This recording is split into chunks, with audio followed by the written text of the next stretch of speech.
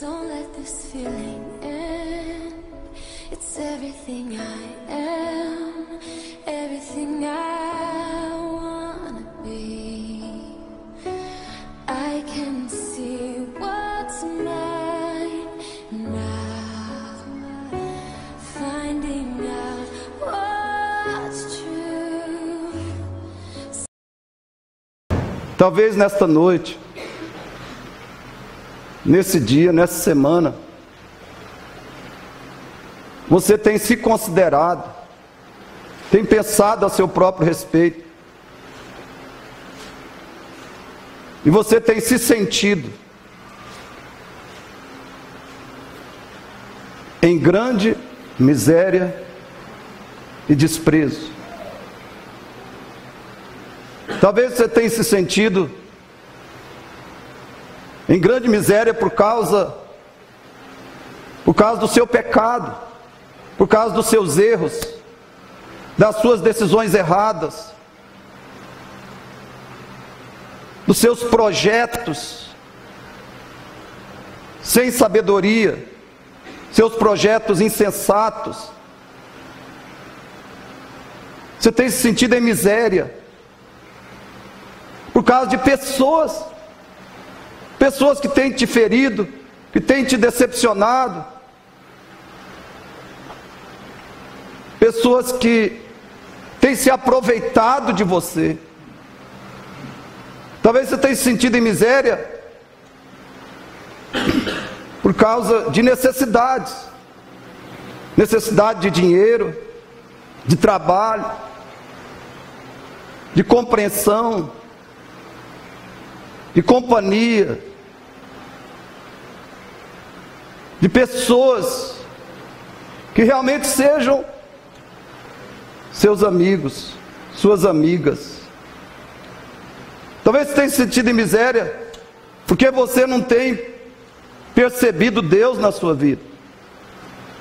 Talvez você tenha até buscado a Deus, orado, lido a Bíblia, mas não tem percebido a presença, a ação, a operação de Deus na sua vida.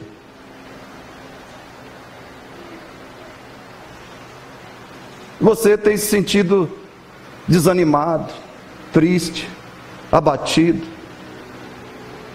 miserável, tem se sentido em miséria. As coisas não têm dado certo, não têm funcionado, suas tentativas são frustradas. Você já tentou várias vezes acertar, mas errou. Então você está em miséria no seu coração, seus pensamentos são miseráveis, são pensamentos pessimistas, derrotistas, negativos, extremamente negativos. Você sente o desprezo talvez da esposa, da pessoa que mais devia te encorajar, te animar, te aceitar, manifestar para com você compaixão, graça, compaixão, compreensão, misericórdia. Você tem sentido o desprezo da sua esposa, ou o desprezo do seu marido, ou o desprezo do seu patrão, ou de amigos, pessoas que são importantes para você. Desprezo, talvez até de Deus. Você se sente desprezado, talvez até por Deus. Queridos, isso estava acontecendo com o povo de Judá, lá em Jerusalém. Eles estavam como? Em grande miséria e desprezo. Mas sabe o que aconteceu? Se nós de coração, de todo coração, confiamos em Deus, se nós confiamos em Deus por meio de Cristo, como nosso Senhor e Salvador, se nós nos dedicamos a amar a Deus, nos dedicamos a conhecer a Deus, amar a Deus através de Cristo, se nós queremos e nos dedicamos a servir a Deus, servi-lo com o nosso coração, com a nossa vida, conhecendo os seus mandamentos, as suas promessas, por meio de Cristo, se pode ter certeza, Deus manda socorro. Amém? Deus manda alguém para nós. Deus envia, providencia. Ele envia para nós o socorro, o livramento, a provisão, a salvação, a solução, a saída. Deus envia. Principalmente quando nós confiamos nele, procuramos conhecê-lo, conhecer Deus, amá-lo, adorá-lo de todo o coração, com toda a nossa vida. Deus envia o socorro. Pode ser através de uma pessoa, pode ser através de um acontecimento maravilhoso.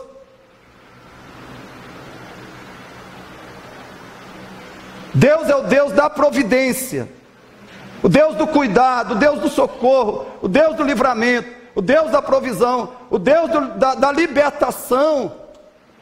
Deus, o Deus da Bíblia, é o Deus que quer nos resgatar, nos salvar da nossa miséria, do nosso desprezo.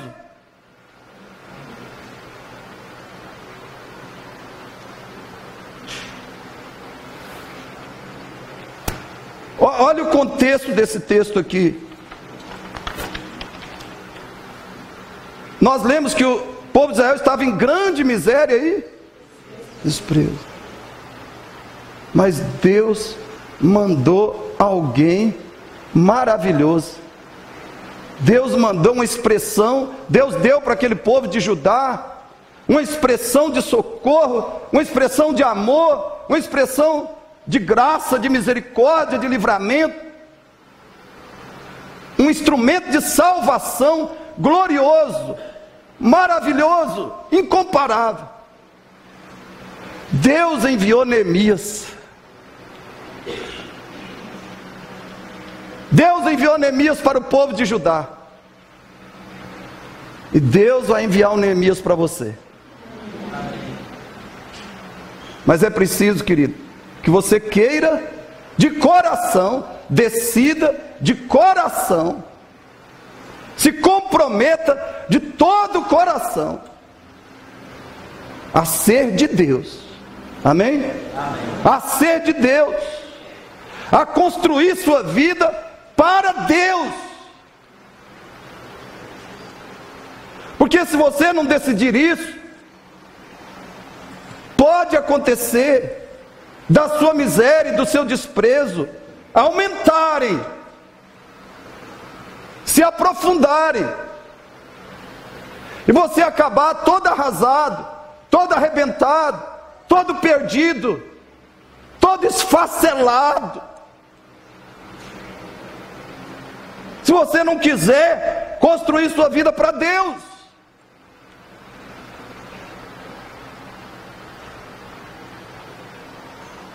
Presta atenção.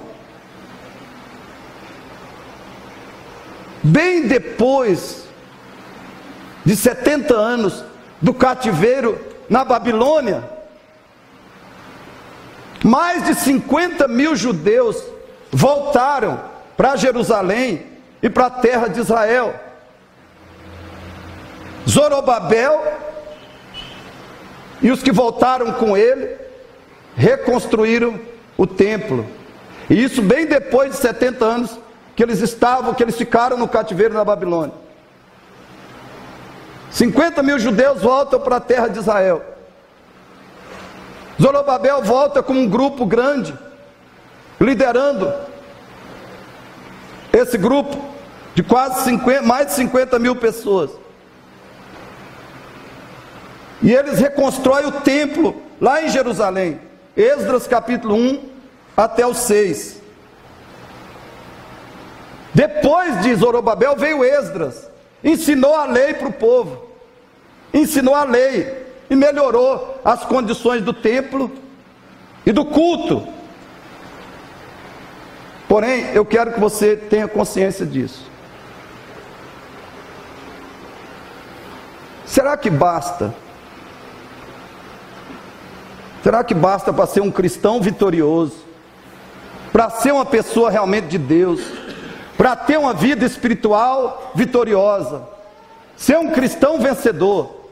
Será que basta conhecer, ter uma igreja e conhecer a Bíblia? Basta isso? Para ser um cristão vitorioso, realmente abençoado por Deus, agradar a Deus, ter o sorriso de Deus para com a sua vida, basta ter uma igreja e conhecer a Bíblia? Não. Preste atenção nisso. Porque talvez você tenha pensado, talvez, querido, até você está em grande miséria e desprezo, porque você tenha pensado assim.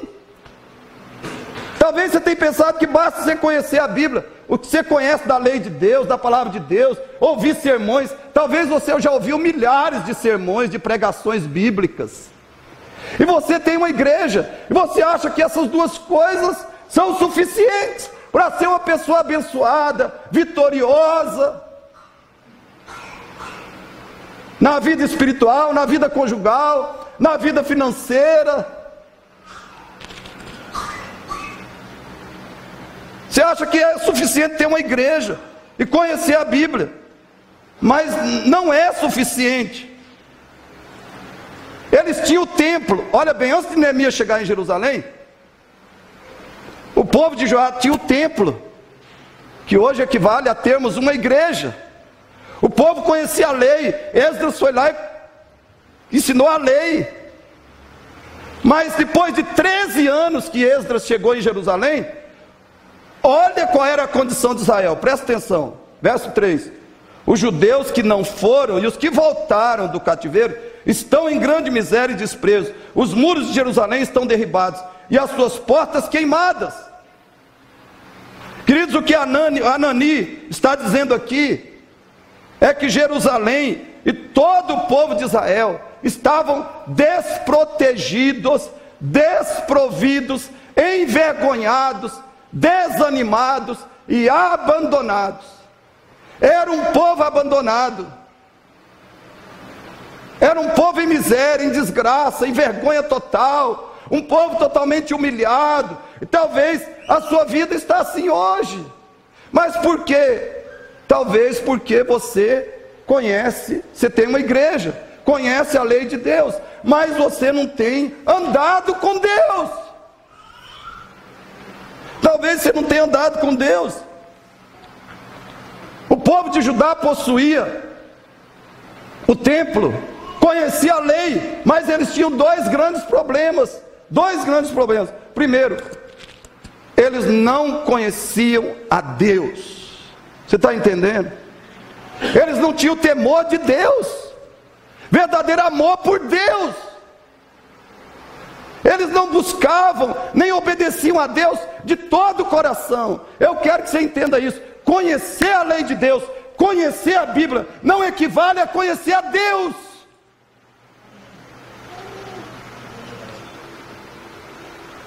Talvez você conhece a Bíblia, está cansado de ler, de ouvir pregações, mas você não conhece a Deus. E por isso a sua miséria, por isso o seu desprezo, por isso a sua ruína. Segundo problema que esse povo estava, eles não tinham uma liderança que fosse o modelo do caráter espiritual que eles precisavam para a construção da vida, como Deus requeria deles. Eles não tinham uma liderança que fosse modelo do caráter espiritual que eles necessitavam. Então, para o suprimento dessas duas necessidades, Deus levantou e Deus enviou Neemias para Jerusalém, para o povo de Judá, para a salvação desse povo. E por isso que eu quero dizer para você, se você se sente em grande miséria e desprezo, pode ser porque você só conhece a lei de Deus e não obedece, não tem temor de Deus, não ama a Deus. Pode ser porque você só tem uma igreja, mas esse Deus ainda continua disposto para com você, como Ele mandou Neemias para Jerusalém. Ele quer mandar um Neemias para você, um socorro, um livramento, uma vitória, uma paz, uma alegria, uma vida. Ele quer mandar salvação para você. Salvação em todos os sentidos. Através de Neemias, aquele povo aprendeu, e você vai aprender nessa noite, desenvolver o caráter, que vai fazer de você um construtor de Deus. Como construir sua vida para Deus, como construir sua família para Deus, seu casamento para Deus, suas finanças, seu emprego, sua empresa para Deus. Como fazer isso? E sair da miséria e do desprezo. Para isso, querido, você precisa desenvolver o caráter requerido, esperado, determinado por Deus.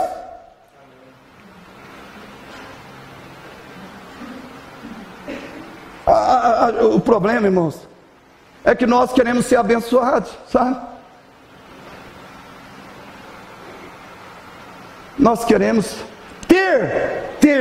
receber coisas, bênçãos de Deus, mas nós não queremos ser o que Deus quer que nós sejamos. Essa é a nossa desgraça, entendeu, Cláudio? Não é a sua, não. Essa é a nossa desgraça. Nós queremos receber coisas, bênçãos, vitórias, milagres de Deus, mas não queremos ser o que Deus requer de nós. E eu vou dizer uma coisa para você: a prioridade absoluta de Deus na sua vida é que você tenha o caráter dele. E ele vai te esmagar. Enquanto for necessário, ele vai te esmagar. Se você não quiser ir buscar e se humilhar e falar: Deus, eu vou buscar o teu caráter, eu quero ter o caráter do Senhor em mim. Eu quero ser quem o Senhor quer que eu seja. E eu vou me humilhar, e eu vou me consagrar, e eu vou jejuar, eu vou orar, eu vou estudar a Bíblia, eu vou ter profundo compromisso com a igreja, eu vou ser uma pessoa de Deus. Para o Senhor formar o teu caráter, o caráter de Cristo, ser formado em mim. Porque se você não decidir isso e for um cristão, enquanto você não decidir, Deus vai fazer que a sua miséria e desprezo aumentem. Se você não dá prioridade a ter o caráter de Deus, Ele terá que fazer que a sua miséria e desprezo se aprofundem. E se você não for cristão, você vai continuar sem buscar o caráter de Deus, sem buscar ser, sem amar ser, sem se comprometer com ser o que Deus quer que você seja. É porque você não é um cristão mesmo. E se você não se arrepender e se humilhar e se converter e confessar e abandonar os seus pecados, então não vai vir só a disciplina de Deus, que é a miséria e desprezo, será o juízo um dia no inferno.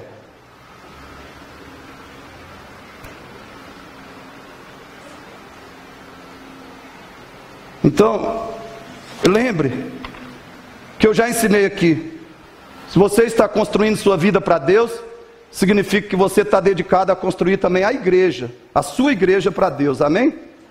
Se você é ou se tornar membro dessa igreja, você vai construir sua vida para Deus, centralmente, você vai estar comprometido, profundamente dedicado a construir essa igreja para Deus.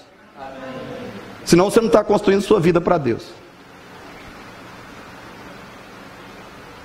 Jerusalém na Bíblia simboliza, significa, representa a igreja de Cristo.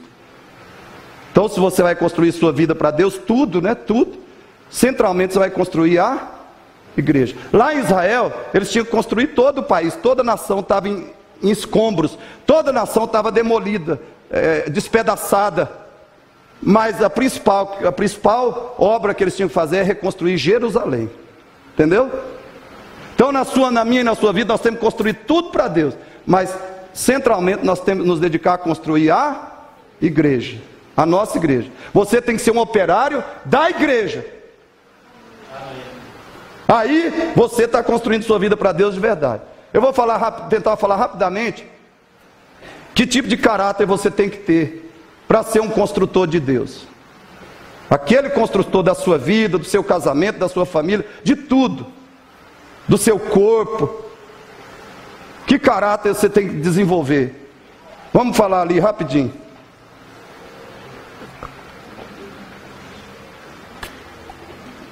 Qual o primeiro elemento desse caráter? Juntos? Fidelidade. Vamos ler. Estando eu 11b. Nesse tempo eu era. Queridos, a cidadela de Suzã era a residência de inverno dos reis persas. Era a residência de luxo. Era a casa, a moradia mais luxuosa, glamurosa do mundo.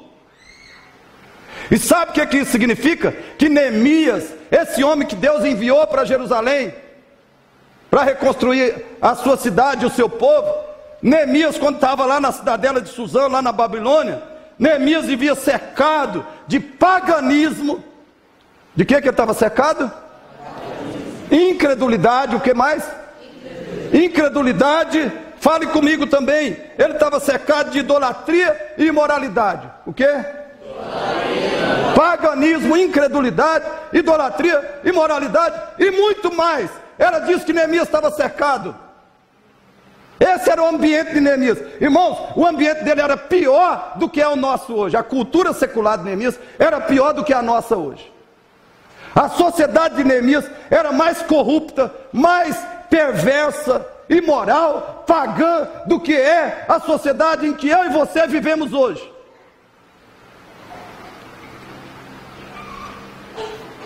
Mas sabe o que aconteceu? Neemias foi diferente da sua cultura. Completamente diferente. Neemias tinha tudo naquele contexto, naquele ambiente. Neemias tinha tudo para ser um incrédulo. E talvez é isso que está acontecendo com você. Você está na igreja ouvindo a Bíblia, mas está deixando o mundo te fazer um incrédulo.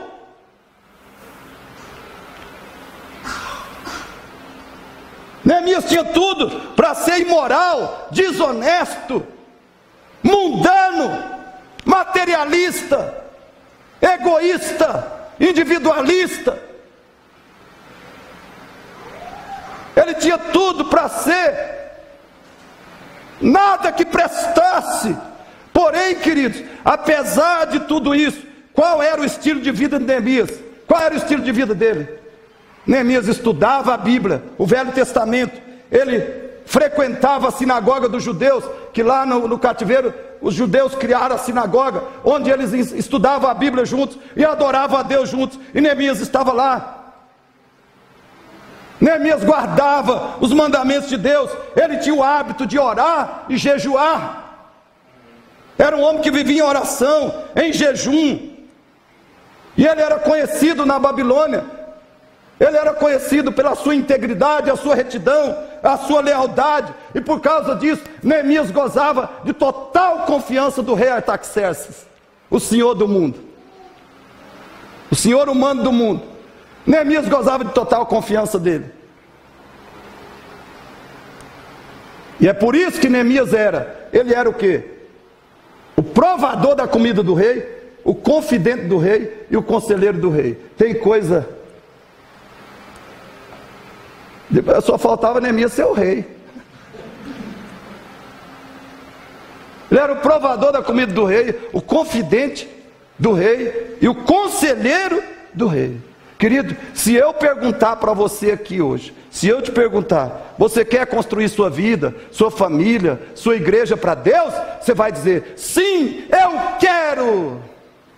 Mas sabe o que vai provar que você quer mesmo?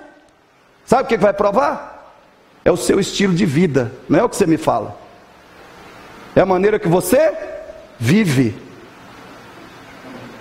Aí eu pergunto, você é uma pessoa fiel a Deus e aos homens? Você conhece a lei de Deus? Conhece os mandamentos de Deus? Conhece as promessas de Deus? Você ama e vive? Você tem paixão? Você é entusiasmado?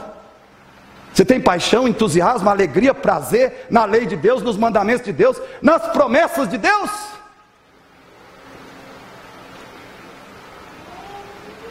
Você é fiel a Deus? E é fiel aos homens? Deus pode confiar em você e contar com você?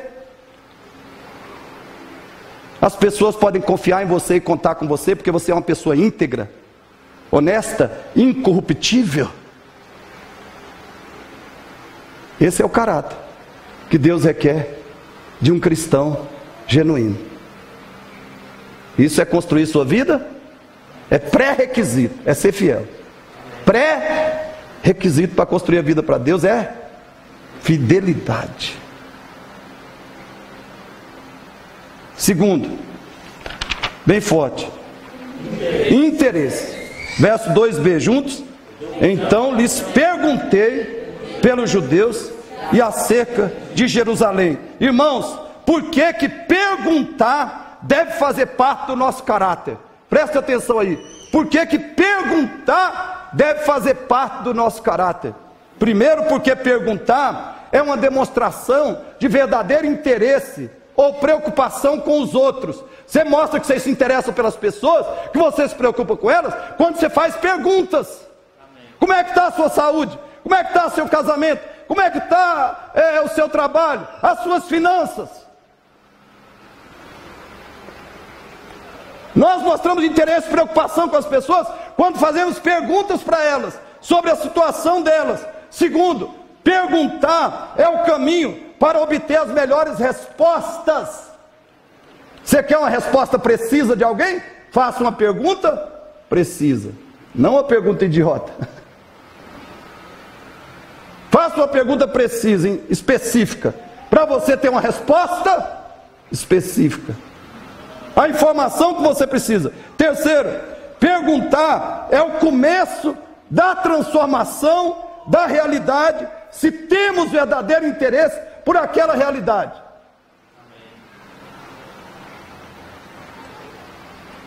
A reconstrução de Judá, de Jerusalém, começou aonde? Nessa pergunta de Neemias.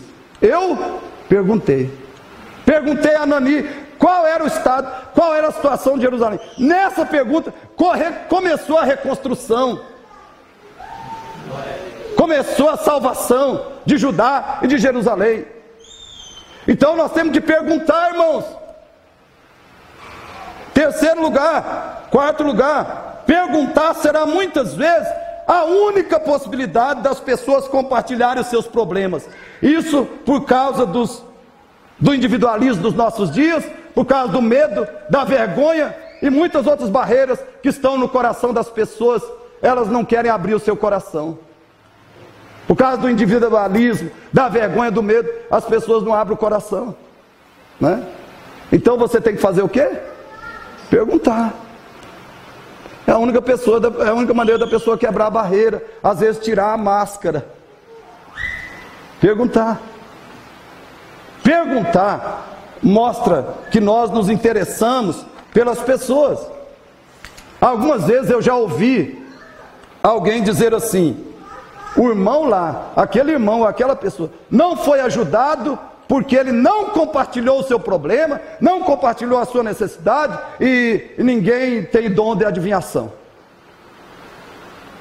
Isso está certo, eu concordo, porque quem quer ajuda precisa pedir, amém? Quem quer ajuda tem que pedir. Mas, tão errados quanto aqueles que não compartilham seus problemas e necessidades, suas lutas e aflições, tão errados quanto estes, são aqueles que nunca perguntam, nunca procuram saber quais são os problemas e necessidades dos outros. Muitas vezes, sabe o que nós fazemos? Nós desconfiamos, suspeitamos que alguém está com problema, ou no casamento, ou financeiro, ou problema de saúde, ou no trabalho. A gente suspeita, desconfia, mas a gente fala: eu não vou nem, quero saber não, vou nem chegar perto, sabe? Porque nós não queremos levar as cargas uns, nós não queremos levar cargas uns. A gente pensa que nas minhas cargas já estão muito pesadas, as minhas próprias eu não estou aguentando carregar, vou mexer com carga dos outros, vou nada, deixa quieto. A Bíblia diz: levai as cargas uns dos outros. Então, se nós nos recusamos a fazer pergunta para não ajudarmos, nós estamos pecando, não estamos sendo cristãos. Então eu quero te perguntar: você faz perguntas com genuíno interesse? Você faz perguntas? Irmãos, o nosso dever como cristão O nosso dever cristão é fazer perguntas. Perguntas sobre a situação espiritual, emocional, física, conjugal, financeira. Fazer perguntas para o nosso marido, para a nossa esposa. Sabe o que acontece hoje? Tem esposa que está se esfacelando emocionalmente, sabe? Ao lado do marido, dormindo toda noite ao lado dele. Ela está se esfacelando, ela está se deteriorando, se acabando ao lado desse homem. E passa às vezes o dia, várias horas do dia ao lado dele. Mas ele nunca pergunta como ela está, como ela se sente, se ela quer compartilhar o seu coração, se ela está triste, insatisfeita, infeliz com alguma coisa. Ele não faz perguntas, até suspeita, né? Mas fala, ela é complicada. Às vezes a esposa não faz pergunta para o marido está triste, está abatido, mas ela não faz pergunta, porque ela não quer ajudar, ela não quer mostrar que ela se importa. Nós gostamos muito, irmãos, nós amamos, nós adoramos a nossa zona de conforto. Nós temos, que somos cristãos, perguntar, devemos perguntar para os nossos filhos, nossos pais, nossos irmãos em Cristo, como é que eles estão. Nós temos o dever de perguntar qual é a situação da igreja, qual é a situação do pastor, da família do pastor, qual é a situação do nosso país, a verdadeira situação do nosso país. Porque, irmãos, se tem uma coisa que nós cristãos somos responsáveis, é pela construção, a melhor construção possível da nossa nação, do nosso povo. Qual é a situação dos missionários? Pelo menos alguns missionários, você tem que saber quais são as necessidades, os desafios, as barreiras, os problemas que os missionários enfrentam, para que você seja, no mínimo, um poderoso intercessor em favor dos missionários.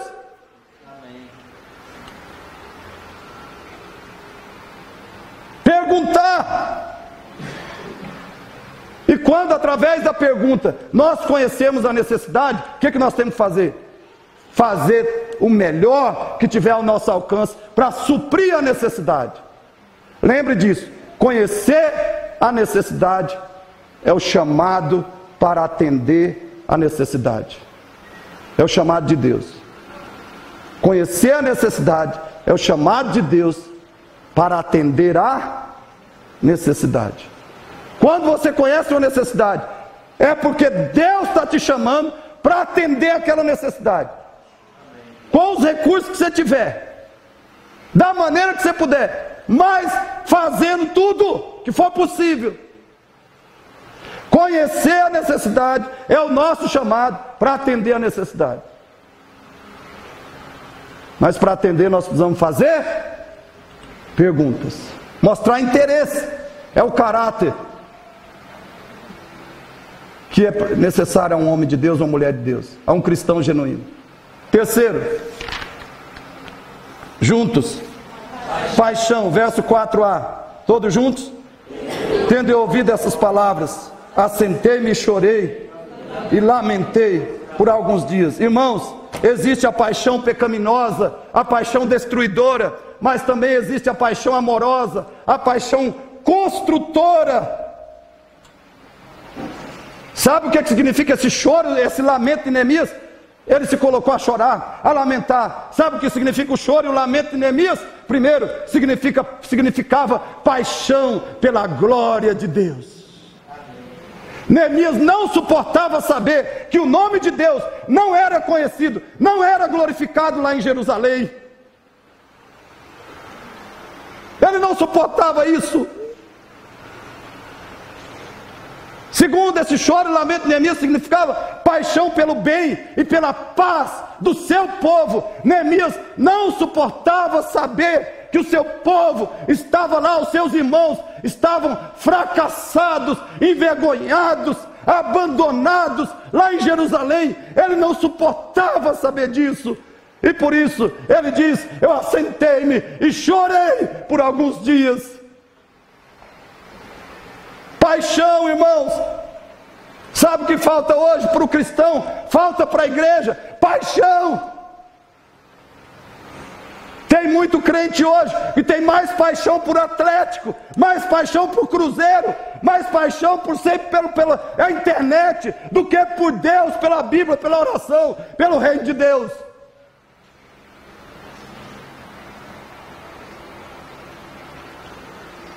Quero te perguntar, você já ouviu alguém comprar uma televisão do tamanho dessa parede para a igreja? Você já viu? Nós estamos precisando de uma, no mínimo 50 polegadas. Se você quiser doar, já está aí o pedido. Mas você já viu pessoa comprar uma televisão, né? Já viu pessoa comprar uma televisão do tamanho do mundo para assistir Copa do Mundo, né?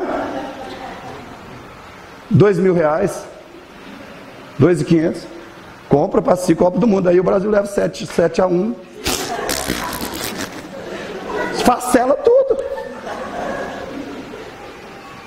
Irmãos, eu não sou contra comprar televisão, pode gastar o dinheiro que você quiser. Deus é que você vai ter que prestar conta a Deus. Agora, eu quero saber se você está mostrando paixão por Deus. Acima de tudo, por Deus, pela obra de Deus, pelo reino de Deus. E você mostra essa paixão também através do seu dinheiro. Querido, sabe qual é a maior prova? Escute bem. Sabe qual é a maior prova que nós somos mundanos, carnais? É porque nós não choramos o choro de Deus. Nós não lamentamos o lamento de Deus. Eu te pergunto, qual foi a última vez que você chorou? Você chorou pela glória de Deus? Qual foi a última vez que você chorou? Pela igreja de Deus. Neemias estava chorando pela glória de Deus. Neemias estava chorando pela igreja de Deus. Qual foi a última vez que você fez isso? Eu pergunto, você sofre profundamente, você se angustia, você chora, você lamenta, por causa da igreja de Deus, da situação da igreja de Deus e da situação do Brasil.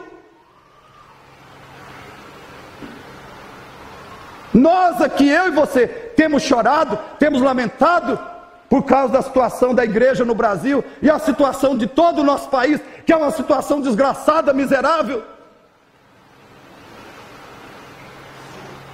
Temos chorado pela igreja, temos chorado pelo nosso país, pelo nosso povo.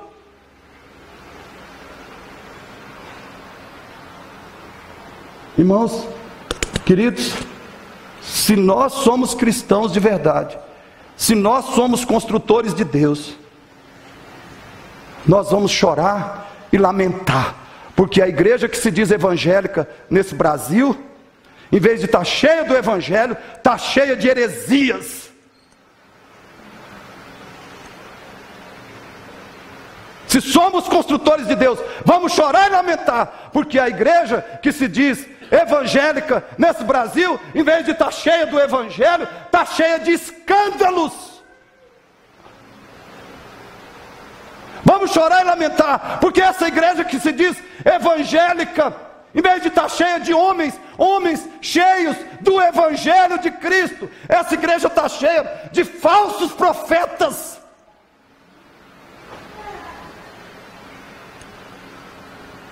Se somos construtores de Deus, nós vamos chorar e lamentar por causa das faltas na escola dominical. E mais ainda, nós vamos chorar e lamentar porque tem igreja que nem tem mais escola dominical. Porque as pessoas trocaram a escola dominical por seu conforto mundano, carnal, maligno. Não tem mais escola dominical em muitas igrejas. Não tem mais ensino das escrituras, que é fundamental para o cristão e a igreja.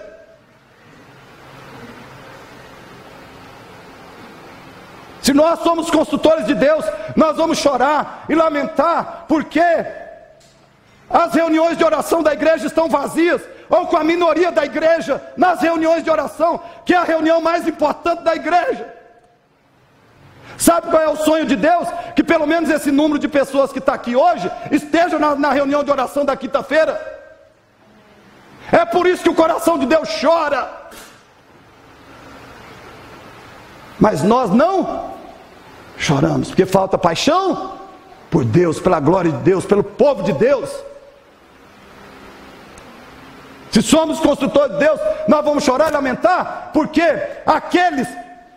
a maioria daqueles que se dizem salvos pelo Evangelho, não tem nenhum compromisso de pregar o Evangelho para os perdidos. Você se diz salvo pelo Evangelho, mas você não tem compromisso, não tem disposição, não tem interesse de pregar o Evangelho.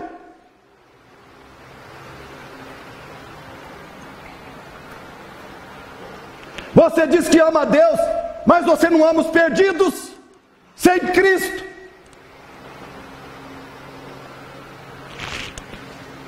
Qual foi a última vez que você chorou? Pelas coisas que Deus chora. Se nós somos construtores de Deus, nós vamos chorar e lamentar por causa dos casais, os casamentos que estão despedaçados, dentro da própria igreja, casamentos despedaçados.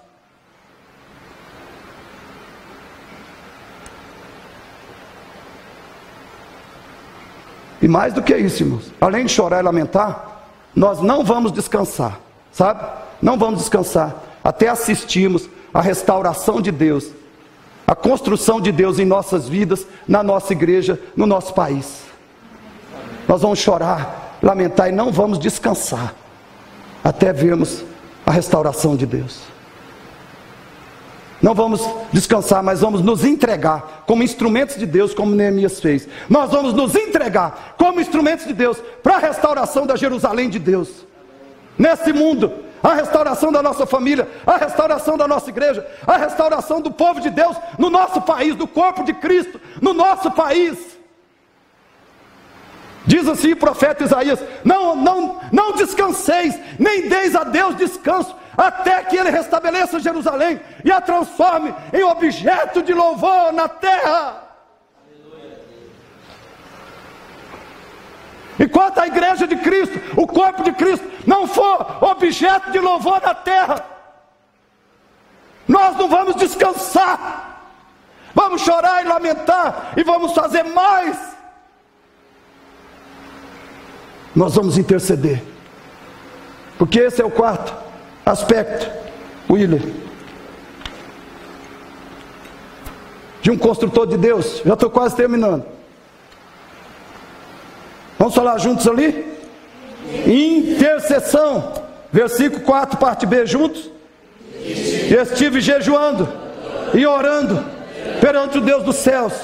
Irmãos, esse é o resultado inevitável, primário da paixão por Deus, pela glória de Deus, pela igreja de Deus. Esse é o resultado inevitável. O primeiro resultado da paixão por Deus é intercessão. O que é interceder? O que é interceder? É você clamar a Deus de todo o coração, em favor dos outros, não só em seu favor. É você clamar em favor? Intercessão é você clamar a Deus de todo o coração, apresentar diante do trono de Deus as causas, as necessidades dos outros. Isso é ser um intercessor. Você clama a Deus pelos problemas, as necessidades, as aflições dos outros. E você clama de coração, você chora, você derrama o seu coração na presença de Deus, em intercessão em favor dos outros, das dores, das tristezas, das amarguras, das angústias dos outros. Você apresenta no trono de Deus as causas, as necessidades dos outros, não apenas as suas. Isso é ser um intercessor, queridos.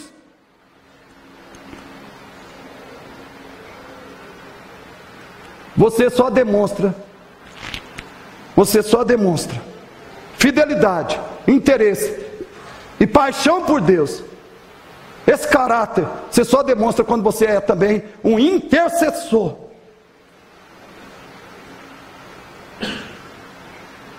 Quem realmente ama a glória de Deus estará orando e jejuando até que a glória de Deus prevaleça.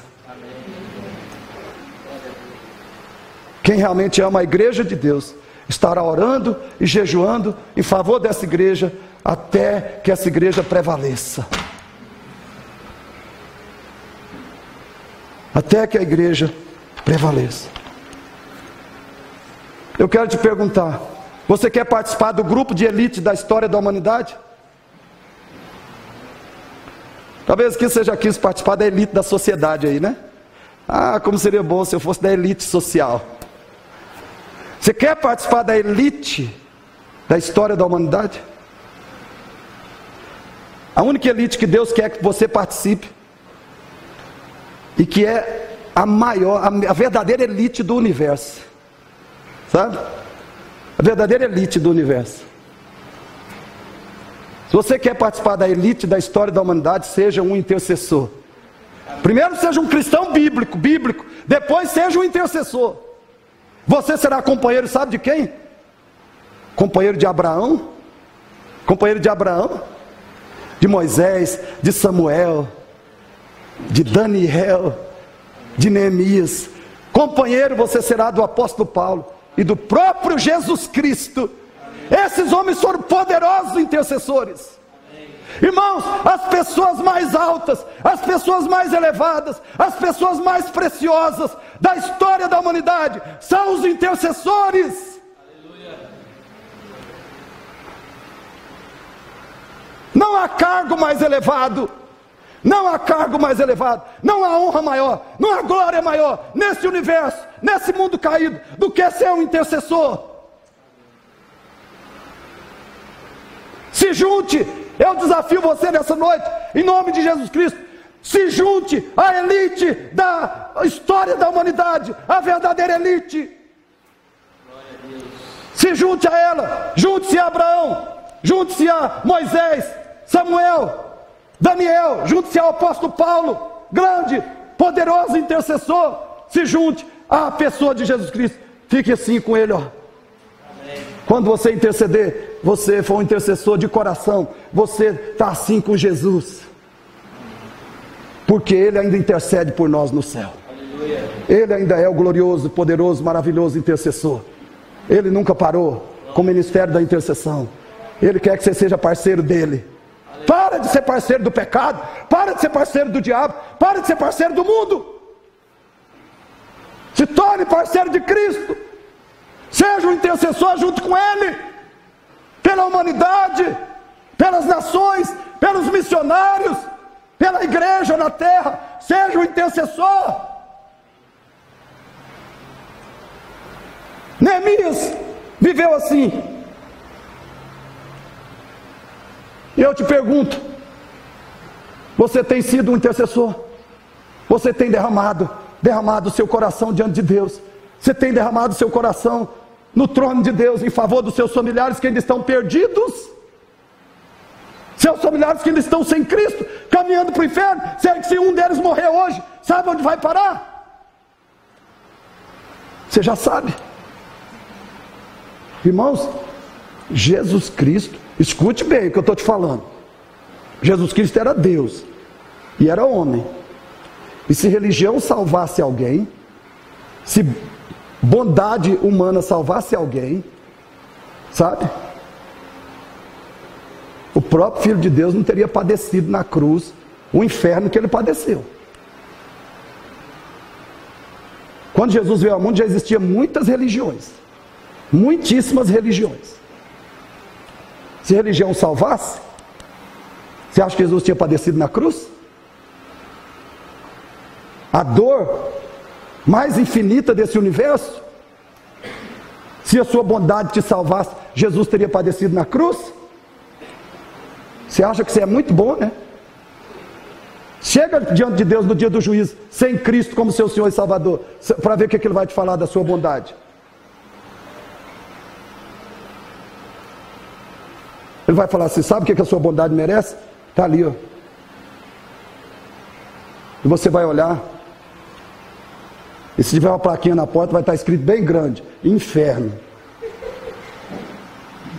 É isso que a sua bondade merece.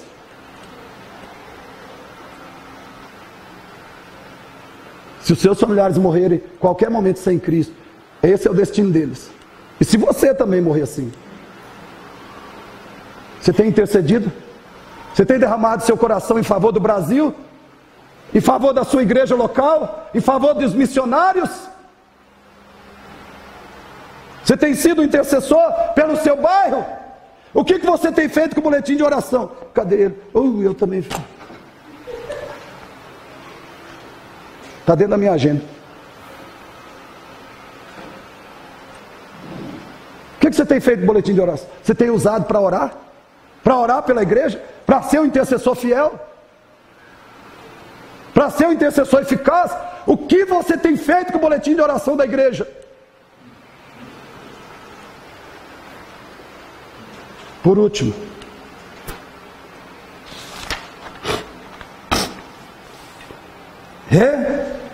vamos falar juntos? Renúncia, verso 1, parte B, todos juntos? Estando eu na cidadela de Suzã, verso 11b, nesse tempo eu era copeiro do rei. Querido, presta atenção, sabe o que isso quer dizer? Ser copeiro do rei e estar na cidadela de Suzã? Isso quer dizer que a situação de Neemias, a situação de Neemias era de riqueza, ele era um homem rico, segurança total, tranquilidade e conforto. Era essa a vida de Neemias: riqueza, segurança, conforto e tranquilidade. Sabe o que Neemias teve que renunciar para ser um construtor de Deus? Sabe o que ele teve que renunciar? Vou falar para você. Neemias renunciou a uma vida confortável. Quem que não quer vida confortável? Ele renunciou a essa vida confortável. Neemias renunciou a uma vida sem problemas, uma vida sem... Neemias renunciou a uma vida sem inimigos, sem riscos e sem perigos. Que era essa a vida que ele tinha. Era uma vida sem inimigos, sem risco e sem perigos. Neemias renunciou a essa vida. Ele renunciou à honra e à glória de ser o confidente e o conselheiro do rei. Neemias renunciou ao trabalho leve e tranquilo, e abraçou o trabalho pesado junto com o seu povo.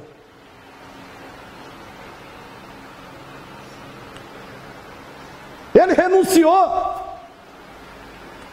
ao poder da terra, ao poder terreno, para viver em serviço a Deus, serviço ao seu povo, lá em Jerusalém. Irmãos, quem hoje renuncia poder humano para ser um servidor, para ser um servo? Neemias renunciou ao poder humano para servir as pessoas, para viver em serviço das pessoas.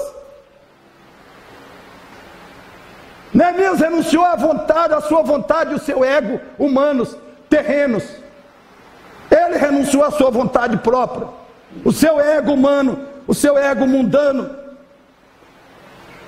E eu quero dizer para você nessa noite, querido, talvez a sua vida espiritual, seu casamento, sua vida financeira, até mesmo sua vida física, estão indo mal.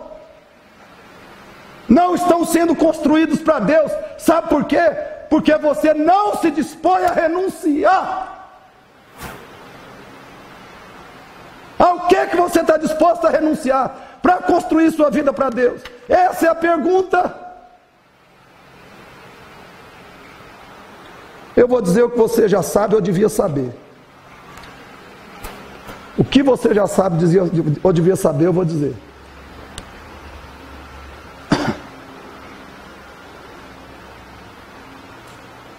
Você não pode ter vida de oração sem renúncia. Amém? Amém. É óbvio, né? Mas eu tenho que ficar falando o óbvio, direto. Você não pode ter. Para ter vida de oração, é preciso renúncia. Querido, escute. Para jejuar, é preciso renúncia. Para estudar a Bíblia todo dia, é preciso. Para estar nos cultos, participar do culto de terça, de quinta, da escola dominical, e se fortalecer espiritualmente, e fortalecer, encorajar os seus irmãos, é preciso renúncia. Ao que você está disposto a renunciar?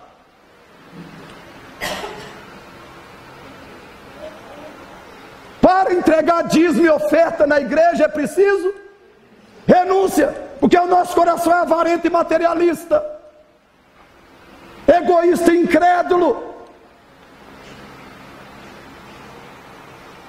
Para evangelizar é preciso renúncia. É preciso estar disposto as pessoas dizerem não, não para você. As pessoas rirem na sua cara, zombarem de você, rejeitarem você. Agora pensa o que foi feito com Jesus. Jamais ninguém vai fazer com você o que fizeram com Jesus. Para evangelizar é preciso.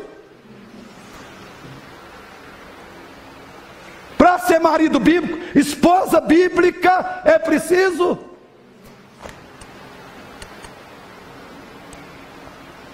Para perdoar e pedir perdão para alguém, é preciso.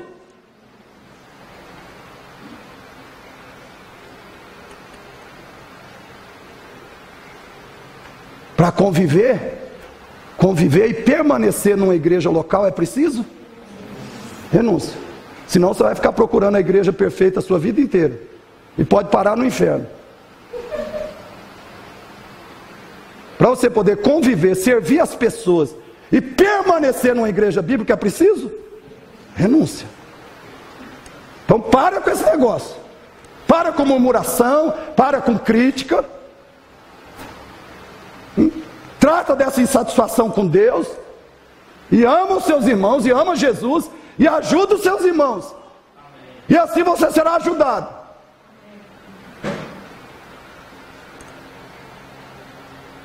Para ter vida de santidade é preciso? Mas, não, eu quero ficar vivendo meus pecadinhos aqui, pastor, meus pecadões ou meus pecadinhos. Irmãos, você não quer renunciar, não? Não quer renunciar à sua carne? Quer satisfazer a sua carne? Então você não é de Cristo, não. Não é de Cristo, não. Enfim, queridos, para ser cristão, é preciso? Quem foi o campeão da renúncia na história da humanidade? Só que tem uma coisa, quando você renuncia para chegar o dia e o momento, para se qualificar, você renuncia para isso, também para se qualificar para ser exaltado. Para ser? A Bíblia diz assim, que Jesus esvaziou a si mesmo, se tornou servo, reconhecido em figura humana. Ele que era Deus, se esvaziou, assumiu a forma de servo, foi reconhecido como ser humano, o mais pobre, o mais simples, o mais rejeitado, o mais desprezado, e foi obediente até a morte, e a morte de cruz,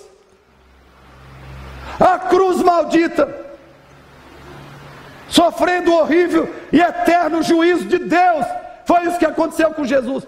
Só que a Bíblia diz porque ele fez isso, porque ele renunciou em extremo. Jesus renunciou ao extremo. Sabe o que aconteceu com ele?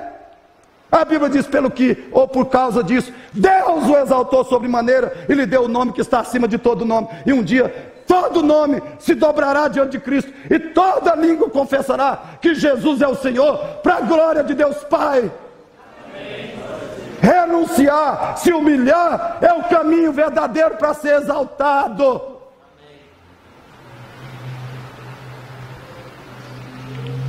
Ser cristão é renunciar.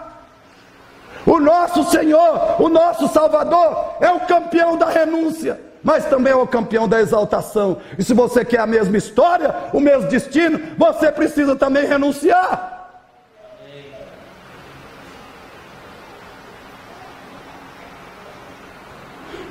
Veja qual é o versículo mais desprezado da Bíblia.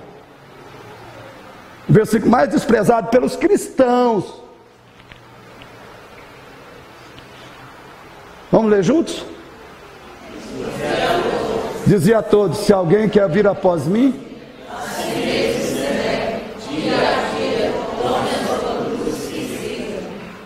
se alguém quer vir após mim, dizia a todos: se alguém quer vir após mim, a si mesmo se negue, dia a dia, dia a dia. É hoje, é segunda, entendeu? Dia, é que dia? Segunda, negue a si mesmo, segunda, negue a si mesmo, terça, negue a si mesmo, negue a si mesmo, negue a si mesmo, negue a si mesmo, negue a si mesmo, negue a si mesmo, até o dia que Jesus te levar ou que ele voltar.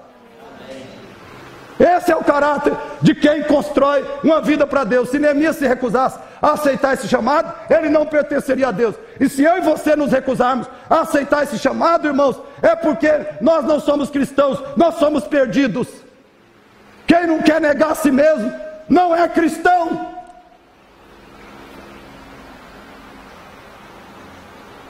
Comece a negar a si mesmo, você vai ver como é que os milagres vão começar a acontecer na sua vida. Deus vai começar a construir sua vida. Amém? É Deus que exalta, irmão. Amém? É Deus que nos exalta. Vamos nos humilhar, vamos renunciar ao que Deus quer que renunciemos, e nós vamos ver Deus nos exaltar. Do contrário, Ele vai ter que nos manter na miséria e no desprezo. E terminando, qual é o encorajamento para você construir um caráter? Você desenvolver o caráter de Deus e construir sua vida para Deus. Qual é o encorajamento? Primeiro, irmãos, primeiro é o próprio Deus. Deus será glorificado na sua vida. E se você ama a Deus, isso é suficiente. Você vai falar assim: ó, eu vou construir meu caráter, vou desenvolver meu caráter de um construtor de Deus, e vou construir minha vida, minha família, minha igreja, tudo para Deus. Sabe por quê? Porque Deus é digno disso. Se você ama a Deus, essa é uma motivação suficiente. Segundo lugar, a segunda motivação é que a sua vida, a única vida que vale a pena, a única vida verdadeira é aquela que é construída para Deus. Se você não construir sua vida para Deus, você está jogando sua vida fora. Pode ter alegria, pode ter realização, pode ter felicidade que você tiver, pode conquistar coisas desse mundo, o quanto conquistar, você está jogando sua vida fora, se ela não for construída para Deus. Terceira motivação é que você vai ver muitas pessoas abençoadas por seu intermédio. Pergunta para Neemias. Neemias ficou 12 anos lá em Jerusalém para reconstruir a cidade e a vida daquele povo, e depois ele ainda voltou lá para continuar a reconstrução. Pergunta para Neemias: Neemias, valeu a pena você fazer tudo isso? Ele ia falar: eu faria 30 vezes, 1000 vezes se fosse necessário, porque vale a pena ser um canal de bênçãos para as pessoas, vale a pena ser usado por Deus para abençoar pessoas, em nome de Deus, pelo Evangelho de Deus. É outro incentivo, querido, para você reconstruir sua vida para Deus. As pessoas que vão ser abençoadas por seu intermédio. Começa pela sua esposa, pelo seu marido, pelos seus filhos. Você vê os seus filhos cheios do Evangelho, cheios de Cristo, amando a igreja, adorando a Cristo, odiando o pecado, odiando o diabo e o mundo. Você vê seus filhos abençoados. Ah, irmãos, não tem comparação. Aleluia. Quarto incentivo para você construir sua vida para Deus. O quarto incentivo